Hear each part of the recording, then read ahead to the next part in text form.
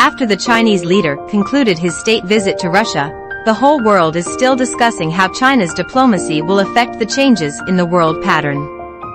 The international media noticed that during the meeting with Chinese leaders, Russian President Vladimir Putin said such a sentence: "China has achieved a huge leap forward development, the whole world is interested in it, we, Russia, even envy you a little bit."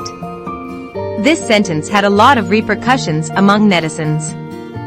Whether China looks at Russia or Russians look at China, they all have very complicated emotions.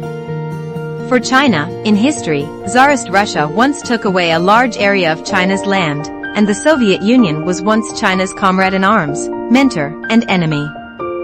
The current Russian Federation is China's strategic partner, and China has always looked up to this northern neighbor in the past. Today, from Putin's words, we can even hear some mixed flavors of emotion. There is both affirmation of China's achievements and regret for Russia's current situation. In fact, according to normal development, even if the former Soviet Union disintegrated, the Russian Federation would not be what it is today after inheriting the main legacy of the Soviet Union. The reason is well known. On the one hand, the industrial layout of the Soviet Union is not good for Russia, such as the electronics industry is concentrated in Lithuania, and steel and coal are mainly in Ukraine.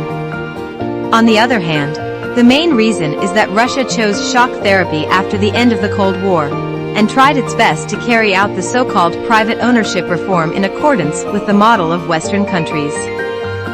As a result, Russia's economy did not advance by leaps and bounds, and the hostility of the West towards Russia has not been eliminated.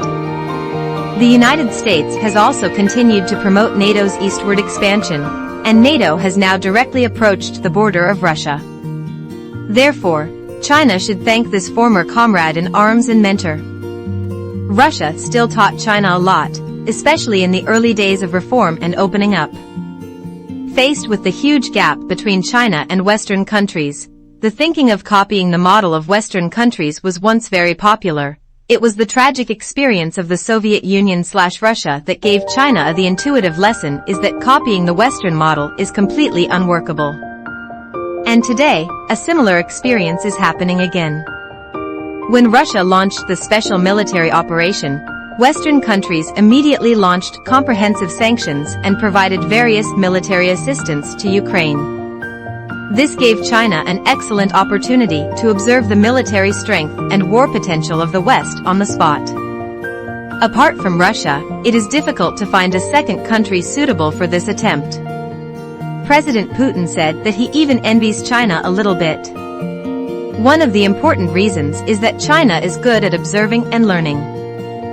Learn not only from your own history, but also from the history of other countries. Facts have proved that a country needs to figure out a correct path that suits itself, and then continue to walk along this path. President Putin also said that the whole world has a strong interest in China. This is because China has not achieved its rise through colonial plunder since modern times. When he came to power, President Putin was also a pro-Western leader. However, after hitting numerous setbacks, he finally decided to look east. Therefore, on a major international issue, if Western countries are still immersed in their past glory, we believe that it will not be long before they will say, "I am a little envious of you" to China.